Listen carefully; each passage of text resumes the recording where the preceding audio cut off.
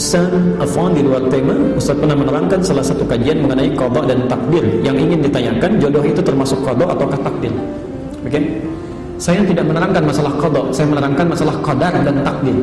Ya, karena qada, ada qadar, ada takdir, itu berbeda. Ada qada, ada qadar, ada takdir. Yang saya maksudkan kemarin qadar. Qadar itu ketetapan yang telah diberikan oleh Allah sebelum kita terlahir ke muka bumi ini, ya, dan tidak bisa diintervensi, tidak akan berubah sampai kita wafat.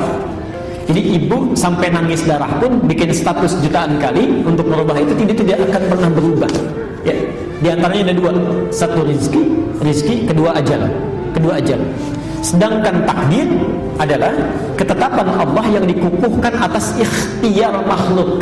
Jadi ada usaha kita dulu, ya. Usaha baru Allah tetapkan, ya. Di antaranya ada dua juga. Satu, perbuatan kita apakah baik atau buruk itu kembali pada ikhtiar kita. Misal adzan berkumandang Allahu Akbar, manusia bisa pilih mau ikut merespon suara adzan dengan sholat, itu kadar baiknya, ya silahkan, takdir baiknya Allah tetapkan pahala. Ya, laha ma kasabat. Tapi kalau dia memilih yang buruk, dia hindari adzan, dia kerjakan yang lain misalnya, atau bahkan maksiat, wa 'alaiha maktasabat, Allah tetapkan.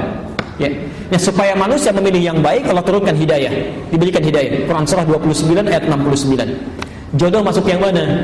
Jodoh masuk kepada takdir, ya, bukan qadar. Dia harus usaha dulu, usaha cari.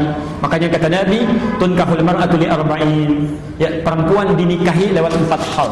Kenapa bahasanya dinikahi? Karena perempuan cenderung menunggu laki-laki yang aktif, ya. Tapi bukan berarti perempuannya diam, tidak, menunggu dalam kebaikan. Jadi kalau ibu ingin mendapatkan misal anaknya calon yang saleh, anak perempuannya, maka perempuannya pun beramal yang saleh, ya. Rajin tahajud, salatnya yang bagus, baca Quran, dia mulai menghafal, maka Allah pun akan kirimkan orang yang baik. Itu usahanya, ya. Tapi karena laki cenderung mencari, maka sifatnya lebih aktif laki-laki, ya. Tunkahul mar'atu li arba'in, perempuan dinikahi karena 4 hal, ya. Pertama, limaliha, karena harta bendanya, ya. Kemudian karena kecantikannya, kemudian linasabiha, karena latar belakangnya, kemudian yang terakhir lidiniha, karena faktor kesolehan agamanya, ya. Fadfar bidzatid dini taribat yadak, pilih yang keempat, itu yang paling bagus. Maaf, suka ada keliru menerjemahkan.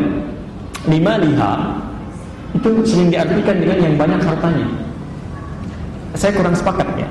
Walaupun ada kecenderungan orang memilih itu yang banyak harta, ya. Sebetulnya yang dimaksudkan adalah yang bisa mengelola harta suaminya, bisa mengatur, ya.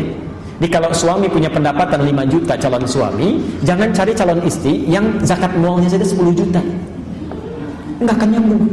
Dicari pasangan yang sesuai, ya, punya kemampuan 5 juta, cari yang bisa mengatur harta suami dengan 5 jutanya. Itu maksudnya, ya. Jamaluha bukan jamilah. Kalau jamilah itu cantik, paras. Tapi kalau jamal itu keindahan, ya. Kadang-kadang mohon maaf, ada kecantikannya nilainya misalnya 100, ya.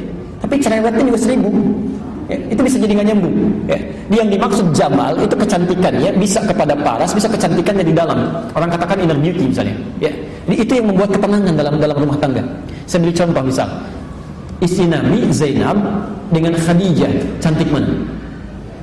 Sudah pernah lihat belum? Bagaimana bisa jawab itu? Oke. Itu seringkali diilustrasikan Zainab itu kalau dilihat mata tidak berkedip, ya, wajah tidak berpaling.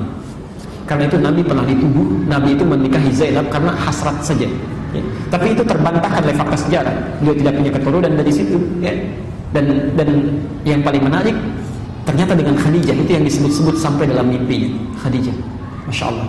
Kenapa bisa disebut demikian? Jawabannya ada di Al-Bukhari nomor hadis yang keempat. Silahkan dicek itu. Silahkan dicek. Ada, ibu bapak bisa bayangkan, Nabi saat sedang gelisahnya, takutnya lihat Khadijah saja itu hilang setengah kegelisahan. Dengar suara Khadijah bisa hilang seluruh kegelisahan, ya. Nanti lain waktu kita bahas apa yang dilakukan Khadijah, itu yang dipelajari. Makanya sering saya katakan, kenapa Nabi diizinkan menikahi lebih daripada 4 perempuan? Karena seluruh karakter perempuan di muka bumi ini terangkum pada istri-istrinya Rasulullah SAW. Silakan ibu pelajari, ibu akan temukan ternyata ibu mirip siapa nanti, bisa kelihatan di situ, ya. Baik. Jadi saya kira ke situ, ya, jodoh itu bagian dari takdir, bukan qadar.